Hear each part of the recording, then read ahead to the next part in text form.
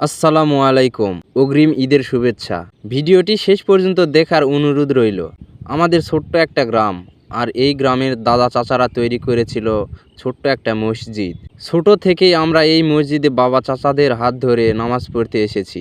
দেখতে দেখতে অনেক বছর পেরিয়ে গেছে, তার সাথে মসজিদটাও ভেঙে পড়তে শুরু করেছে। তাই গ্রামের সবাই মিলে মসজিদটি নতুন করে নির্মাণ করার উদ্যোগ নিয়েছি। সবাই মিলেমিশে পরিশ্রম করে নির্মাণ করতে হবে নতুন একটা মসজিদ। কিন্তু শুধু শ্রম দিলেই হবে না, একটা মসজিদ নির্মাণ করতে অনেক অর্থের প্রয়োজন। আর এই অর্থের প্রয়োজনেই এই ভিডিওটি আপনাদের কাছে এনেছি। চলছে রমজান মাস, গুনাহ মাফের মাস।